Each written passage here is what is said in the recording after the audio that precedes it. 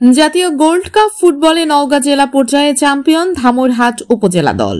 নওগাঁ প্রতিনিধি মোহাম্মদ একে নোমানের পাঠানো তথ্য ও ভিডিও চিত্রে দেখুন বিস্তারিত। তারুণ্যের উৎসব 2025 উপলক্ষে আয়োজিত জাতীয় গোল্ড কাপ ফুটবল টুর্নামেন্ট অনূর্ধ্ব 17 এর ফাইনাল খেলা বৃহস্পতিবার নওগাঁ জেলা স্টেডিয়ামে অনুষ্ঠিত হয়। ফুটবলের পাশাপাশি এর আগে এই আয়োজনে ক্রিকেট, ভলিবল, কাবাডি ও ব্যাডমিন্টন প্রতিযোগিতাও অনুষ্ঠিত হয়, যা উপভোগ করতে স্টেডিয়ামে ভিড় জমায় ক্রীড়াপ্রেমীরা।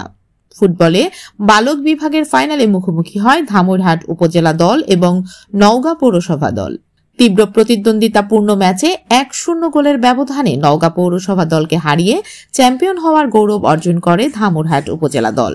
অন্যদিকে ফুটবলে বালিকা বিভাগের ফাইনালে বদলগাছি উপজেলা দল ও ধামইরহাট উপজেলা দল একে অপরের মুখোমুখি হয়। দারুণ দক্ষতার প্রমাণ দিয়ে বদলগাছি উপজেলা দল 2-0 গোলের ব্যবধানে ধামইরহাট উপজেলা দলকে পরাজিত করে শিরোপা জিতে নেয়। বিকেলে অনুষ্ঠিত পুরস্কার বিতরণ অনুষ্ঠানে বিজয়ী ও রানার্স আপ দলের মাঝে পুরস্কার তুলে দেন নওগাঁ জেলা প্রশাসক মোহাম্মদ আব্দুল আওয়াল।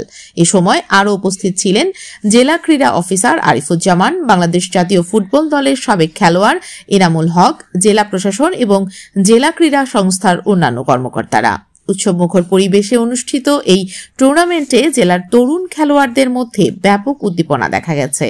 আয়োজকদের মতে এই টুর্নামেন্টের মাধ্যমে নতুন প্রতিভাবান খেলোয়াড়দের খুঁজে বের করে তাদের উপযুক্ত প্রশিক্ষণের মাধ্যমে জাতীয় পর্যায়ে উন্নয়নের সুযোগ দেওয়া হবে।